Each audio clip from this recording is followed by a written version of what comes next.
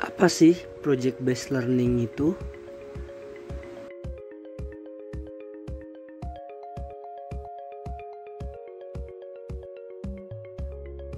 Menurut Thomas dan Kamdi, project based learning merupakan suatu model pembelajaran di mana pembelajarannya tersebut berbasis project dan menggunakan pendekatan pembelajaran yang inovatif yang menekankan pada belajar kontekstual melalui kegiatan-kegiatan yang kompleks.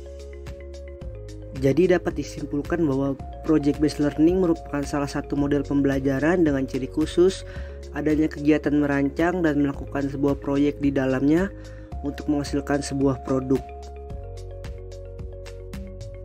Kemudian ada karakteristik project based learning.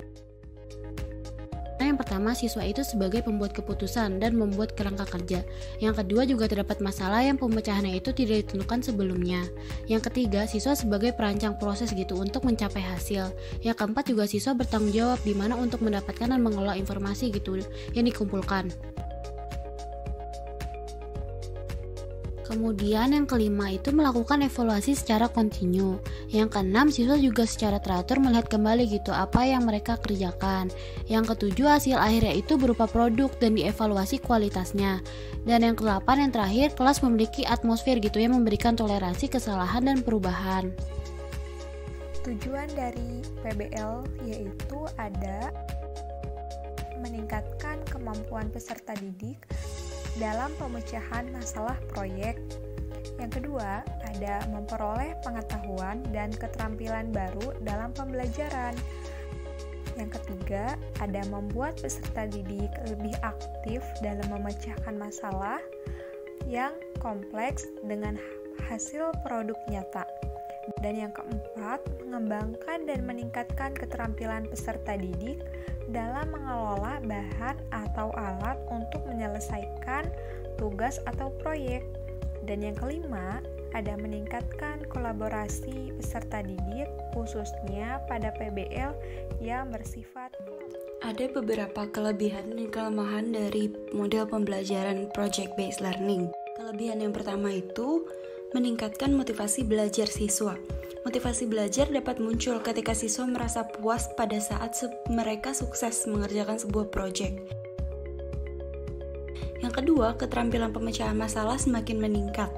Dalam proses pengerjaan proyek, pasti terdapat masalah-masalah yang harus dipecahkan oleh siswa untuk menyelesaikan proyek tersebut.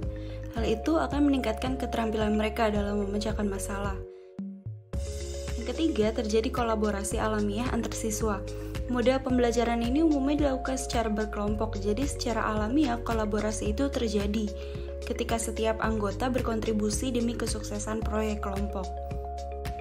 Yang keempat, dapat meningkatkan keterampilan siswa dalam mengelola beragam sumber. Yang kelima, melatih siswa dalam mengorganisasi sebuah proyek, mulai dari tahapan perencanaan sampai tahap pelaksanaan. Kelemahan dari project based learning yang pertama, membutuhkan waktu yang tidak sebentar dalam proses pengerjaannya. Yang kedua, membutuhkan banyak biaya, misalnya untuk membeli bahan-bahan atau alat-alat. Yang ketiga, ada kemungkinan siswa yang kurang aktif dalam kerja kelompok. Terdapat beberapa manfaat dari model pembelajaran PBL, terutama bagi guru. Yang pertama, ada model pembelajaran ini akan mendorong guru untuk mengembangkan motivasi belajar pada diri siswa.